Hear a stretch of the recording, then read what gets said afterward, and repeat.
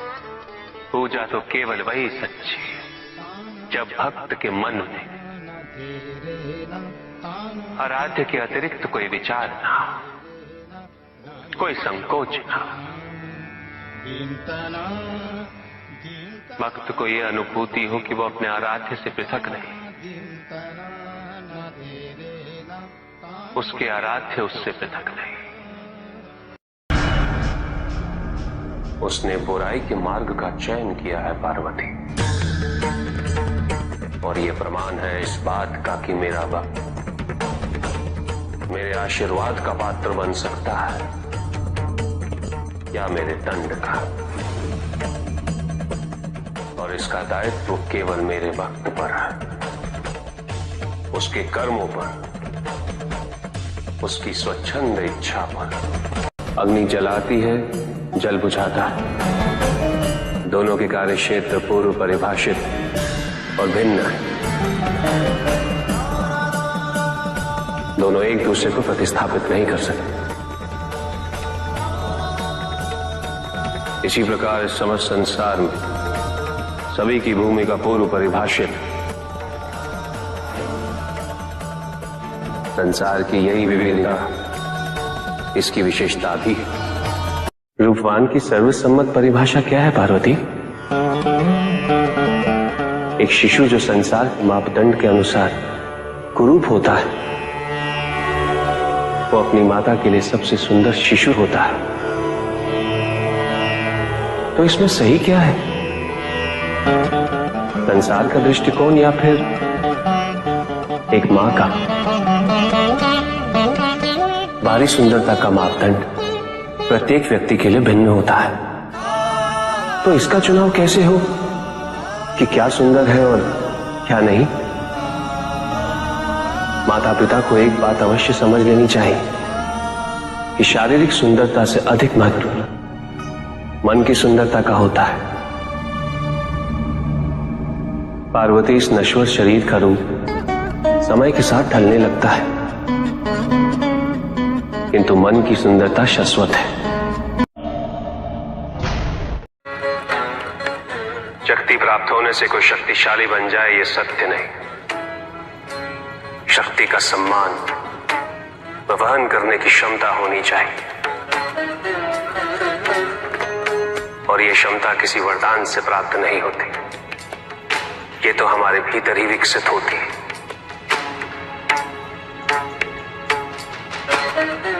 हमारे विचारों से, संस्कार से। तो प्रभु, जो आपकी तपस्या कर आपको प्रसन्न कर लेता है, उसके विचार व कर्म शुद्ध ही होंगे ना? अधिकांश व्यक्ति ईश्वर के प्रति केवल इसीलिए समर्पित रहते हैं ताकि वे अपनी सांसारिक इच्छाओं की पूर्ति कर सकें। उनके विचारों की शुद्धता, उनकी तपस्या केवल भौतिकवाद का माध्यम बन के रह जाती है, उसके परित्याग का नहीं।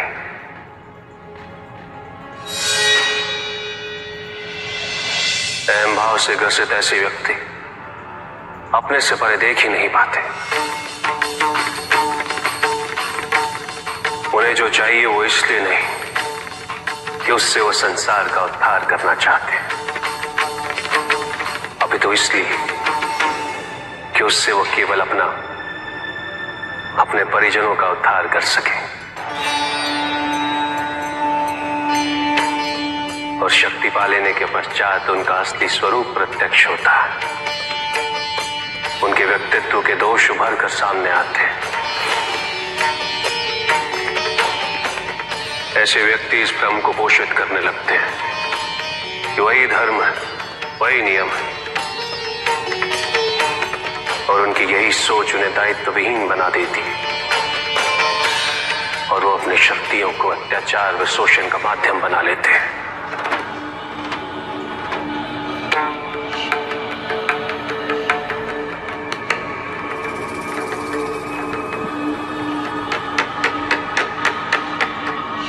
जब जब वरदान को अहित व अन्याय का माध्यम बनाया जाएगा, मैं या नारायण किसी भी रूप में अवतरित होंगे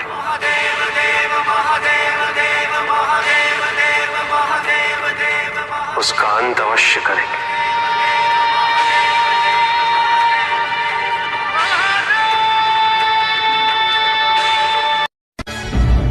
प्रभु, क्या संसार में केवल सुख का होना संभव नहीं है? प्रत्येक आत्मा का लक्ष्य केवल सुख की प्राप्ति ही तो है।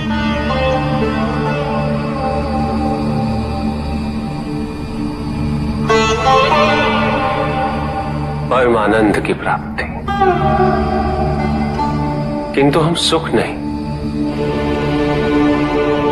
सुख को प्रदान करने वाली वस्तुओं को एकत्रित करना ही जीवन का उद्देश्य मान लेते हैं। ये समस्त संसार माया है, सब कुछ नश्वर है।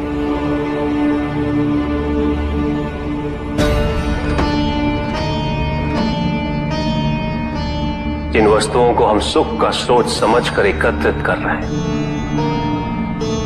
वो सदैव नहीं रहेंगे। जो व्यक्ति सत्य को जानते हुए भी लोभ का परित्याग नहीं करते वो सदैव इन्हें खोने के भय में जीते।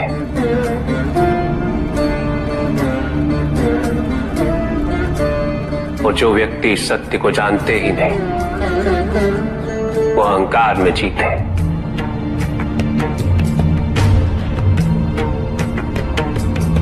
और जहां अहंकार और भय उपस्थित हो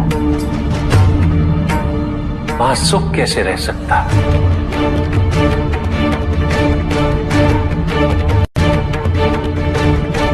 किसी को ये दुख है कि उसके पास कुछ भी नहीं, और जिसके पास सब कुछ उसे ये दुख है कि पाने को कुछ शेष नहीं। सुख को हम स्वयं अपने दृष्टिकोण से परिभाषित कर देते हैं, जबकि वास्तविकता इससे भिन्न है।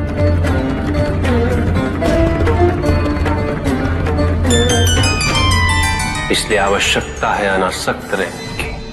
किंतु प्रभु, क्या आसक्ति स्वाभाविक नहीं है? और दुख का मूल कारण भी तो यही है ऋषि भृगु। आसक्ति हमारे मन की शांति को छीन लेती, उसे भंग कर देती।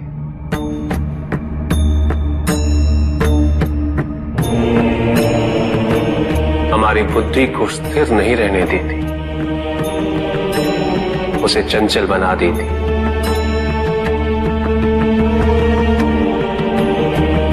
आसक्ति से प्रमाद की उत्पत्ति होती। प्रमाद मद होता है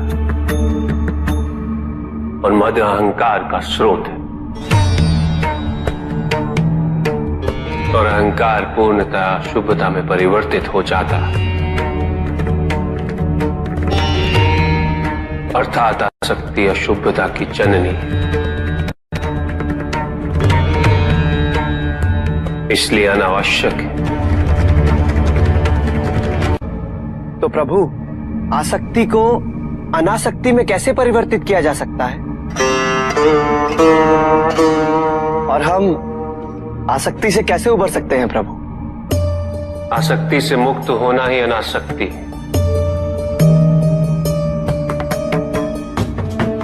आसक्तिहीन होने के लिए अपने और पराये का भेद मिटाना अनिवार्य है।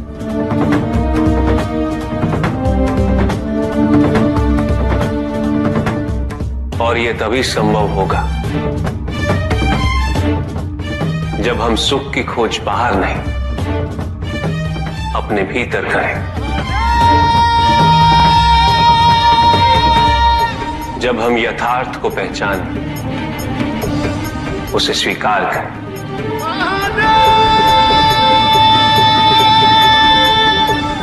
हम अपने सुख को सांसारिक तत्वों से परिभाषित नहीं करें। जब तक हम ऐसा करते रहेंगे हम बंधते जाएंगे। जब हम स्वयं अपने भीतर झांकना आरंभ करेंगे, हमारी मुक्ति का मार्ग स्वतः प्रशस्त होता जाएगा। महादेव, आपने हमें दुख का कारण तो बता दिया, किंतु हम भय के बारे में भी जानना चाहते हैं।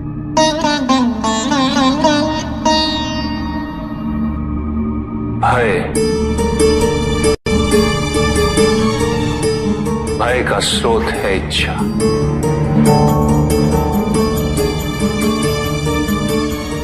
पाने की इच्छा होगी तो उसे खोने का भय भी होगा।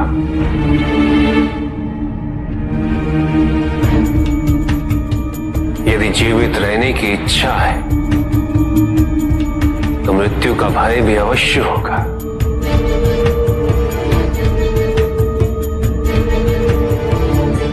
किंतु केवल मनुष्य ही नहीं, देवता,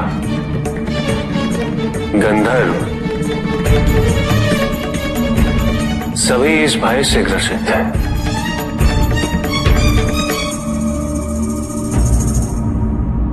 क्योंकि इच्छाओं से मुक्त कोई भी नहीं।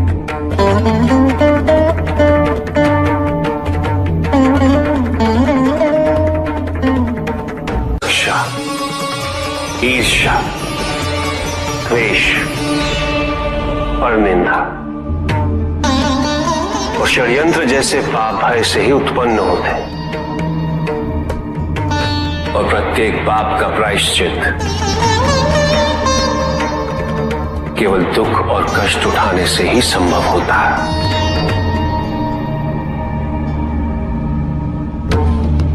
इसलिए भय भी अंत में दुख का कारण बन जाता है।